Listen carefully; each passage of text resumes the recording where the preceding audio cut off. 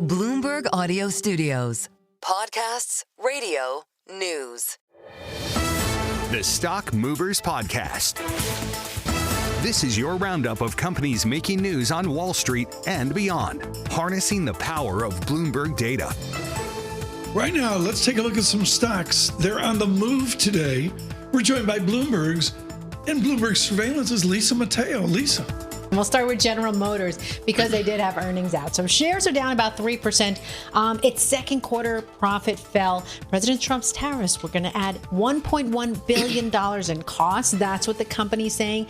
But the profits also took a hit from higher warranty costs. Also, they have a buildup of inventory of electric vehicles. That's an issue for them. Oof. So net income declined 35% to $1.9 billion.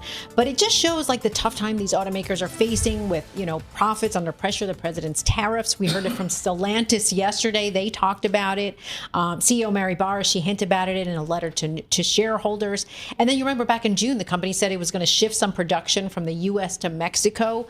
But despite the higher tariffs, they did grow their U.S. vehicle sales in the quarter. There were some non-tariff related costs, too, for the company. They had the recall, 600,000 trucks. That's about a $300 million in cost for the quarter. So that's a big problem for them.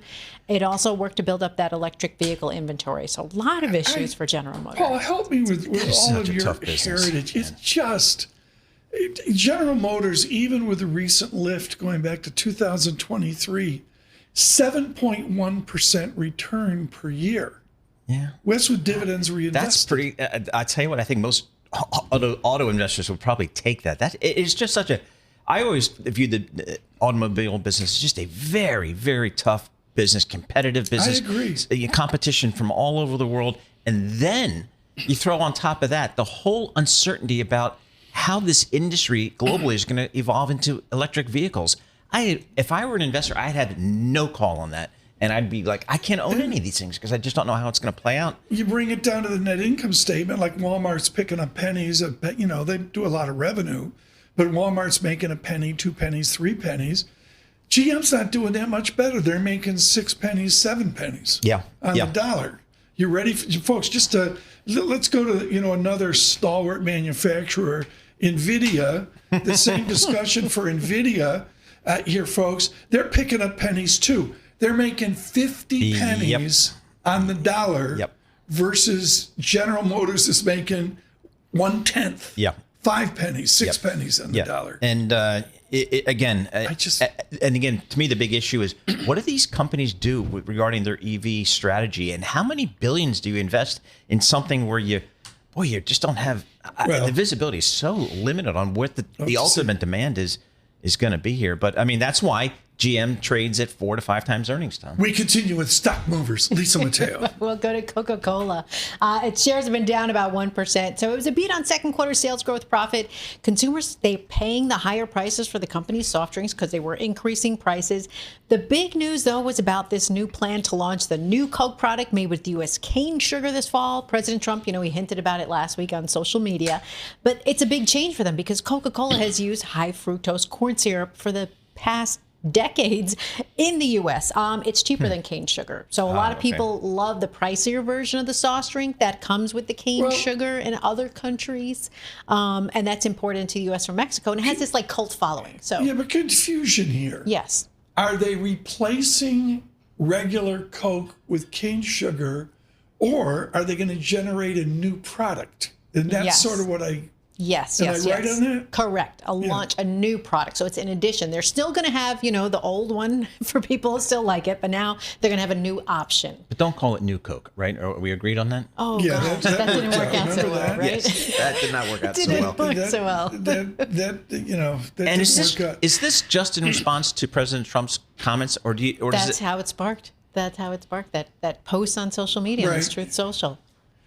We'll have to see. I go to the headline here in organic revenue growth.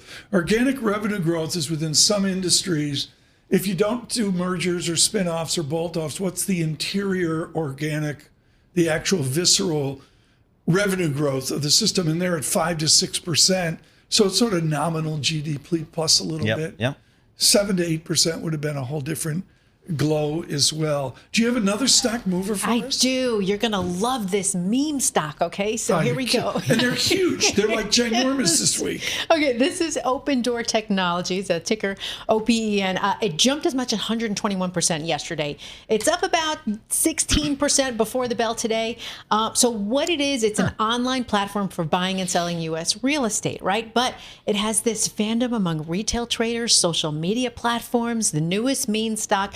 How did this all happen? Well, you have Eric Jackson. He's the founder of Toronto-based hedge fund EMJ Capital. He's been on the show. Yeah, he's been on. Oh, he has. Yes, love years that. ago. Love that. Made a series of posts on social media platform X, and he said, "You know what? You need to buy this. You need to buy this." So it was listed as the top most actively traded stock on places like Stockwits yesterday afternoon. It was heavily cited on Reddit's Wall Street Bets thread. Wow. So just to give you an idea of yesterday's trading. 1.9 billion of Opendoor shares exchanged hands yesterday, more than 1,700% of the 3-month average. The Stock Movers Podcast from Bloomberg Radio. Check back with us throughout the day for the latest roundup of companies making news on Wall Street. And for the latest market-moving headlines, listen to Bloomberg Radio live. Catch us on YouTube, Bloomberg.com, and on Apple CarPlay and Android Auto with the Bloomberg Business app.